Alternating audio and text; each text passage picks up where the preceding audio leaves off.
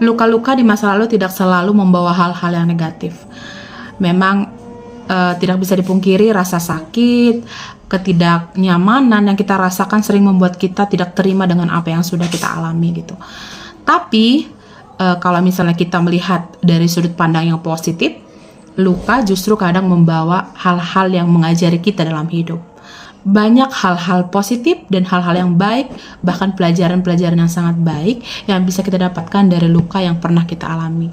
Luka ataupun hal-hal sulit di masa lalu membentuk kita menjadi sangat kuat di masa sekarang.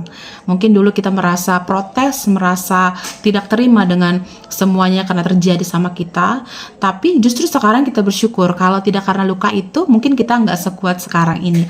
Luka di masa lalu bisa menjadikan kita menjadi pribadi yang lebih dewasa, lebih kuat, dan bisa berpikir positif dalam segala hal.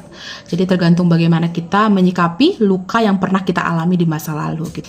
Jadi aku juga dulu merasa protes ya, merasa tidak terima dengan apa yang aku alami gitu ya.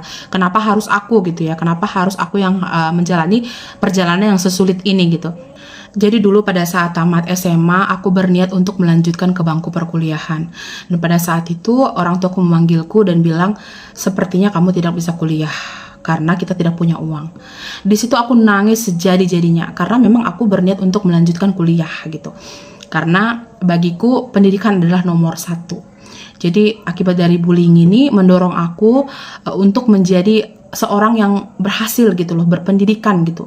Aku harus jadi orang, aku harus bisa dilihat orang banyak berhasil gitu. Pada saat orang tua aku bilang kamu nggak bisa kuliah karena kita nggak punya uang, aku ngerasa hancur gitu. Karena memang harapanku adalah pendidikanku gitu. Yang menyelamatkan aku merasa adalah pendidikanku gitu.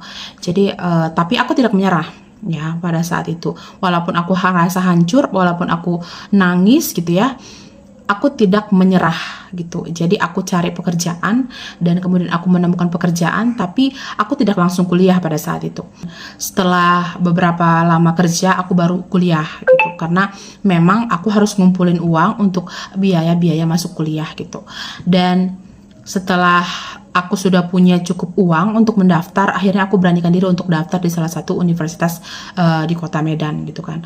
Jadi aku daftar di sana, aku ambil jurusan yang aku suka dan aku jalani hari-hariku sebagai mahasiswa dan pekerja gitu. Sampai pada akhirnya aku kelelahan dan aku sakit pada saat itu.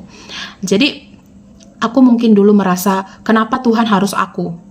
Kenapa aku yang pingin sekali sekolah, kuliah gitu ya, kenapa justru orang tua nggak punya uang gitu kan. Banyak orang di luar sana tidak serius dengan sekolahnya, tidak suka dengan kuliahnya, tapi Tuhan kasih orang tuanya rezeki yang berlimpah gitu. Dulu mungkin aku merasa protes sama Tuhan, kenapa Tuhan lakukan ini sama aku? Kenapa aku harus sesulit ini, harus kerja baru bisa kuliah gitu. Jadi waktu itu aku pagi sampai sore itu kerja, malamnya aku kuliah. Aku jalani hari-hariku seperti itu gitu. Tapi setelah aku lewati semuanya baru aku sadar ternyata ada maksud dan tujuan Tuhan membentuk diriku sehingga aku bisa jadi pribadi yang lebih kuat gitu. Aku bisa lebih menghargai apa yang telah ku capai. Jadi seperti yang aku bilang di awal bahwasanya luka tidak selalu membawa hal-hal yang negatif. Ada kalanya dia mengajari kita banyak hal-hal positif dalam hidup.